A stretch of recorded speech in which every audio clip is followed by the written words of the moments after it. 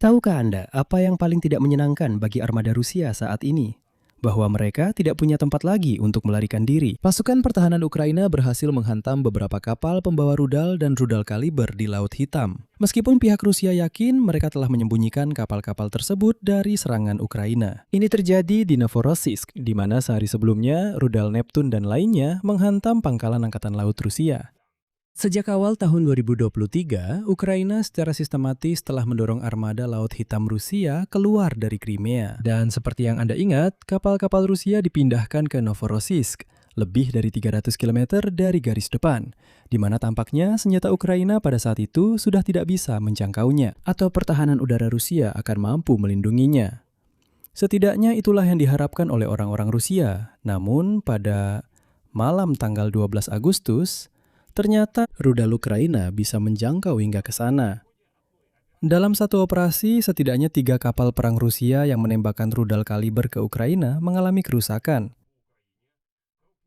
Terminal minyak terbesar di Laut Hitam dan 2 terminal gandum yang menyumbang 12% ekspor gandum Rusia. Dan hanya sehari kemudian, hari ini, tanggal 13 Agustus, seorang perwira Angkatan Laut Rusia tewas akibat ledakan di Sevastopol, yaitu mantan komandan satu-satunya kapal selam Ukraina yang berpihak kepada penjajah setelah tahun 2014. Jadi, pengkhianat itu akhirnya mendapat balasannya setelah 12 tahun. Dan itu belum semuanya, masih ada lagi. Secara bersamaan, Bashkortostan terbakar ribuan kilometer dari Laut Hitam. Sementara itu, di Orenburg, pihak berwenang mengimbau warga, kutipannya, untuk bersiap menghadapi yang terburuk. Karena untuk memperbaiki kilang minyak yang sebelumnya rusak di wilayah tersebut akan memakan waktu setidaknya 6 bulan. Dan itu adalah pernyataan resmi. Mari, di episode ini kita bahas seluruh rangkuman secara berurutan dan menguraikan semuanya dengan jelas. Karena tampaknya taktik dan strategi pasukan pertahanan Ukraina sedikit berubah. Nama saya Alexei Peci, mari kita bahas topik ini bersama-sama. Tapi sebelum kita mulai, saya minta kalian untuk subscribe ke channel YouTube ini, like videonya, dan tulis komentar kalian di bawah video ini. Saya akan sangat berterima kasih untuk itu. Nanaku.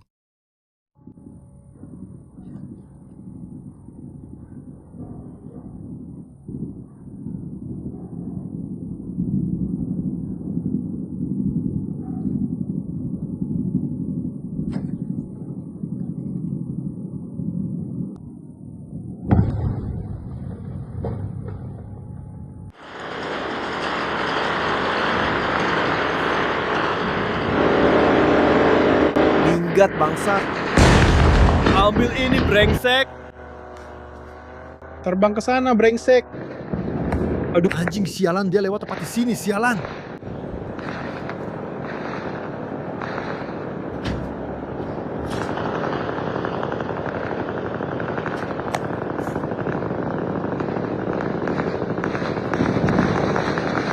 Kenapa? Aduh brengsek. Itu dia brengsek. Itu dia sialan brengsek. Itu dia, luar biasa.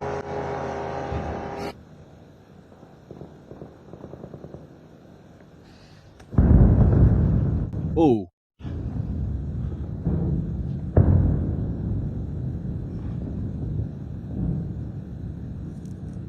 Jadi, mari kita mulai tentu saja dari Novorossiysk.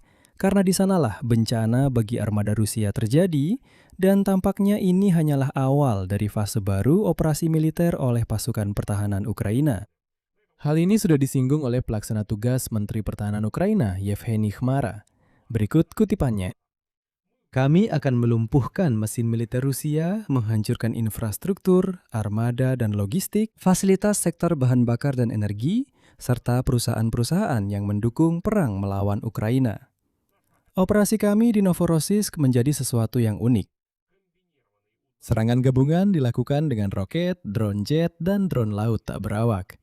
Dan sekarang, proyek Astin Ukraina sudah menyebut serangan ini, kutipannya, sebagai salah satu serangan paling sukses oleh pasukan pertahanan Ukraina terhadap salah satu kota paling terlindungi di Rusia. Terminal gandum dan terminal minyak bakar berat berhasil dihantam. Dalam citra satelit terlihat banyak kerusakan pada gudang gandum dan infrastruktur transportasi, khususnya pada silo gandum. Namun hasil serangan terhadap pangkalan utama Angkatan Laut Rusia ternyata jauh lebih menarik. Menurut data dari analis ASIN, kapal dan kapal berikut ini terkena serangan. Pertama, fregat Admiral Makarov mengalami kerusakan di area peluncur rudal kaliber, serta bangunan atas belakang dengan rudal. Kedua, fregat Admiral Essen mengalami kerusakan di area peluncur rudal kaliber. Selanjutnya, kapal penyapu ranjau. Proyek 266M mengalami kerusakan, dan kapal penelitian Viktor Cherokov juga mengalami kerusakan. Sementara itu, kapal patroli Proyek 22160 yang belum teridentifikasi. Kapal pengintai Proyek 864 Priazovia kemungkinan mengalami kerusakan di bagian buritan. Dan satu lagi yang belum teridentifikasi, kapal kargo. Jadi seperti yang Anda lihat, ini adalah daftar kapal yang cukup luas yang telah terkena serangan. Secara terpisah, tercatat juga serangan terhadap infrastruktur pantai dari Brigade Kapal Selam keempat. Selain itu, terminal ekspor minyak Seskaris juga terkena serangan. Dalam foto-foto tersebut, terlihat serangan mengenai dermaga utama yang melayani kapal tanker besar. Konfirmasi resmi datang dari Direktorat Intelijen Utama Kementerian Pertahanan Ukraina. Dalam siaran pers, Direktorat Intelijen Utama melaporkan bahwa pada malam tanggal 11 hingga 12 Agustus, selain kapal-kapal yang sudah disebutkan, infrastruktur depot minyak Grushovaya juga terkena serangan. Terminal minyak curah Seskaris dan stasiun radar yang merupakan bagian dari sistem pertahanan udara S-300. Jadi, sistem yang seharusnya melindungi pelabuhan ini dari serangan Ukraina justru terkena serangan Ukraina itu sendiri. Keberhasilan operasi ini kemudian dikonfirmasi langsung oleh Presiden Vladimir Zelensky yang menyebutnya sebagai operasi gabungan. Dan di sini skalanya benar-benar mengejutkan. Akhirnya muncul juga detail tentang jenis persenjataan yang digunakan terhadap Novorossiysk. Selanjutnya saya akan mengutip pernyataan Zelensky. Dan Anda, seperti kata pepatah, hitunglah dengan jari berapa banyak jenis persenjataan yang digunakan. Kutipan, untuk pertama kalinya dalam satu operasi, Polina Polyanitsa bekerja secara terkoordinasi. Ini adalah drone jet yang terkenal itu. Peklo, Bars, Dolgy Neptune, juga drone Mitch, Firepoint, Ramzai, Sichen, Tras, Kharek, Baber, Lyuti, Dovbus, dan juga kapal tanpa awak Sargan dan Mamai. Seluruh armada inilah yang menyerang Novorossiysk, jadi tidak heran jika mereka sama sekali tidak bisa menahan serangan itu. Hasil penting dari operasi ini menurut Zelensky adalah kerusakan pada kapal-kapal armada Rusia yang bersembunyi di Teluk Novorossiysk. Selain fregat, ada juga kapal pendarat besar, korvet, dan kapal-kapal lainnya. Zelensky menegaskan bahwa tekanan terhadap Rusia untuk mengakhiri perang akan terus berlanjut. Ia juga menambahkan bahwa target prioritas untuk waktu dekat sudah ditentukan. Penting untuk dicatat bahwa bahkan saluran Z Rusia bernama Informan Militer mengonfirmasi adanya hantaman di area peluncur rudal jelajah kaliber milik fregat Admiral Essen dan Admiral Makarov. Dan saluran pro-militer yang sama mengeluarkan pernyataan yang, maaf, sudah sangat jelas. Berikut kutipan dari Informan Militer. Tingkat kerusakan belum jelas, namun sudah jelas bahwa musuh berusaha melumpuhkan kapal pembawa rudal untuk mengurangi jumlah tembakan rudal sekaligus jika terjadi serangan baru ke Ukraina. Dan dengan demikian memudahkan kerja pertahanan udaranya. Pertanyaan besarnya sekarang, armada Laut Hitam Rusia harus lari kemana? Setelah kapal-kapal dipindahkan dari Crimea ke Novorossiysk, sekarang tempat itu juga mulai sering diserang. Dan ini benar-benar menunjukkan sesuatu, karena kedua fregat itu sudah pernah terkena serangan sebelumnya, bahkan di Novorossiysk itu sendiri. Saya ingatkan, pada 6 April tahun ini, drone-drone Ukraina dalam serangan besar-besaran ke Krai Krasnodar sudah pernah menyerang Admiral Makarov di pelabuhan Novorossiysk. Dan sebulan sebelumnya, pada 2 Maret, Admiral Essen yang sama juga mengalami kerusakan saat serangan terhadap infrastruktur pelabuhan kota. Jadi, Novorossiysk yang seharusnya menjadi pelabuhan yang aman setelah armada Rusia melarikan diri dari Crimea, ternyata sama sekali tidak lebih aman. Dan ini sudah ketiga kalinya kapal-kapal yang sama terkena serangan. Pelaksana tugas Menteri Pertahanan Ukraina, Yevgeny Khmara, menambahkan bahwa dalam rapat dengan Presiden Zelensky telah ditentukan langkah-langkah selanjutnya yang kutipannya akan membuat Rusia terbakar. Saya kutip. Operasi-operasi Ukraina akan menjadi semakin sulit untuk dilawan. Senjata Ukraina akan menjadi semakin banyak, serangannya akan semakin tepat sasaran. Kami bekerja untuk melaksanakan tugas dari Presiden, yaitu memaksa Rusia menuju perdamaian yang adil. Dampak ekonomi dari serangan terhadap Novorossiysk juga sudah mulai terlihat. Secara khusus, hari ini, 13 Agustus, kereta api Rusia memberlakukan pembatasan pengangkutan barang menuju pelabuhan Laut Hitam Novorossiysk. Menurut dokumen di situs perusahaan kereta api Rusia, pemuatannya menuju stasiun Novorossiysk dan Novorossiysk Ekspor dibatasi hingga 22 Agustus tahun ini. Namun, ternyata itu baru permulaan. Dan saya tidak sembarangan menaruh kalimat perburuan terhadap Angkatan Laut Federasi Rusia di pratinjau episode ini. Keesokan harinya, yaitu hari ini, 13 Agustus, di Sevastopol yang diduduki, seorang pria tewas akibat ledakan di jalan. Awalnya tidak jelas siapa dia. Insiden itu terjadi pagi hari, tanggal 13 Agustus, di taman kecil di belakang kompleks perumahan di Prospek Stoletovsky. Saksi mata mengatakan bahwa pria itu sedang berjalan di tangga bersama orang lain ketika ledakan terjadi. Ledakannya begitu kuat sehingga para pejalan kaki awalnya mengira ada serangan drone ke rumah tersebut. Menurut data awal, alat peledak itu diletakkan di tempat sampah di bawah bangku. Belakangan muncul informasi bahwa yang tewas adalah seorang perwira Angkatan Laut Federasi Rusia berusia 49 tahun, Robert Sagiv. Dan dia bukan sekadar perwira Federasi Rusia, dia adalah seorang pengkhianat sejati. Dia pernah bertugas di Angkatan Laut Ukraina dan pernah memimpin satu-satunya kapal selam Ukraina, Zaporizhia. Setelah aneksasi Rusia atas Crimea pada tahun 2014, dia bergabung dengan Angkatan Laut Federasi Rusia dan membantu Rusia merebut kapal selam Ukraina, Zaporizhia. Belakangan ini, dia menjabat sebagai Wakil Komandan Brigade Kapal Selam Terpisah keempat Armada Laut Hitam Federasi Rusia. Jika Anda memperhatikan, ini adalah brigade yang sama, di mana infrastruktur pantainya terkena serangan di Novorossiysk hanya sehari sebelumnya. Di Ukraina, dia dijerat kasus pengkhianatan terhadap negara. Dan menurut data Staf Umum Angkatan Bersenjata Ukraina, sejak tahun 2022, Shagiv ini terlibat dalam serangan besar-besaran dengan rudal kaliber terhadap infrastruktur sipil Ukraina dan gedung-gedung tempat tinggal. Lihat bagaimana semuanya mulai tersusun. Mereka menyerang fregat pembawa rudal kaliber ini di Novorossiysk. Mereka juga menyerang Brigade Kapal Selam Terpisah keempat Armada Laut Hitam Rusia di tempat yang sama, di Novorossiysk. Dan secara harfiah, kurang dari sehari kemudian, mereka menyerang perwira yang memimpin brigade itu dan yang bagaimanapun juga terkait dengan peluncuran rudal kaliber ke Ukraina. Perlu saya catat, ini sudah kasus kedua peledakan pejabat tinggi perwira militer Rusia sejak awal bulan ini. Karena pada malam 1 Agustus, ledakan juga terjadi di restoran Balzirosi di Moskow. Awalnya dilaporkan terjadi kebocoran gas. Namun kemudian, Komite Nasional Antiterorisme menyatakan bahwa sebuah alat peledak meledak di tempat tersebut yang coba dibawa masuk oleh seorang wanita dengan kedok hadiah. Akibatnya, 5 orang tewas, setidaknya 19 orang lainnya terluka. Target dari upaya pembunuhan ini kemungkinan besar adalah seorang jenderal, Panglima Angkatan Udara dan Antariksa Rusia, Alexander Chaiko, yang dituduh oleh otoritas Ukraina terlibat dalam kejahatan di Bucha.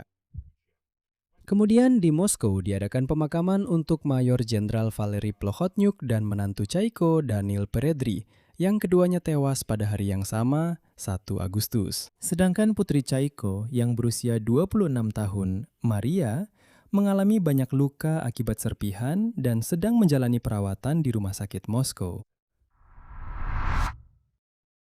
Sekarang tentang apa yang terjadi pada hari yang sama, 13 Agustus di Sevastopol yang diduduki, di tengah kematian pengkhianat Sagiv, karena kota itu memang sudah dalam keadaan kacau. Sevastopol mengalami pemadaman listrik setelah serangan besar-besaran oleh drone Ukraina. Hal ini secara resmi diumumkan oleh gubernur yang ditunjuk Rusia yang disebut-sebut Mikhail Razbozaev, dan ia menyarankan warga untuk menghemat baterai ponsel serta tidak membebani jaringan listrik ketika listrik kembali menyala. Namun, kapan listrik akan kembali, ia tidak bisa menjawab. Pada malam hari, pembangkit listrik tenaga termal Balaklava, salah satu pembangkit listrik utama di Semenanjung, terkena serangan. Begitu juga dengan fasilitas hidroteknik kota besar yang memasok air ke Sevastopol. Warga Crimea juga melaporkan kedatangan drone dan suara tembakan di sekitar pembangkit listrik tenaga termal Tavricheskaya. Sebelumnya, listrik di Sevastopol sempat padam total pada 27 Juli. Nah, waktu itu Rospozaev juga menjelaskan hal itu sebagai akibat kelebihan beban pada jaringan listrik. Di luar kota, dan sebelumnya lagi pada bulan Juli, karena kekurangan kapasitas energi di Sevastopol, diberlakukan jadwal pemadaman listrik, di mana listrik hanya menyala selama 6 jam sehari. Di sana listriknya nyala 2 jam, lalu mati 6 jam. Sekarang mari kita pindah lebih jauh lagi. Bashkortostan yang pada hari yang sama, 13 Agustus juga terkena serangan besar-besaran, ribuan kilometer dari Laut Hitam. Pagi harinya, drone Ukraina menyerang kota Salafat. Yang menjadi sasaran adalah kilang minyak Gazprom Neftekhim Salafat. Skala targetnya omong-omong sangat mengesankan. Ini adalah perusahaan petrokimia terbesar milik Gazprom yang mampu mengolah 7,5 juta ton minyak per tahun. Jika dijumlahkan secara keseluruhan, ini hampir 3% dari total volume pengolahan seluruh Rusia. Dan ini sudah merupakan serangan kedua terhadap kilang minyak ini dalam sebulan. Sebelumnya, drone Ukraina menyerang kilang minyak yang sama pada 14 Juli, merusak 2 unit pemrosesan awal, EVT-6 dan EVT-4. Saat itu, pabrik tersebut sepenuhnya menghentikan operasinya. Dan untuk pemulihannya diperkirakan membutuhkan waktu dari beberapa minggu hingga beberapa bulan. Dan hari ini, pasukan pertahanan Ukraina benar-benar menghancurkannya. Artinya, pabrik itu memang sedang dalam perbaikan, dan mereka menghantamnya sekali lagi. Agar perbaikan itu semakin lama tertunda.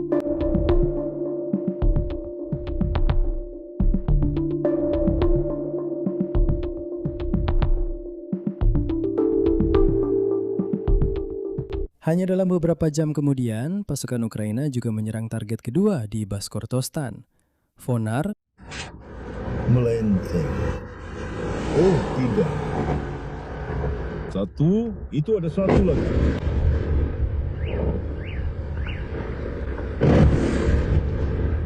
Mereka, lihat, datang dari 2 arah. Dia datang dari sana.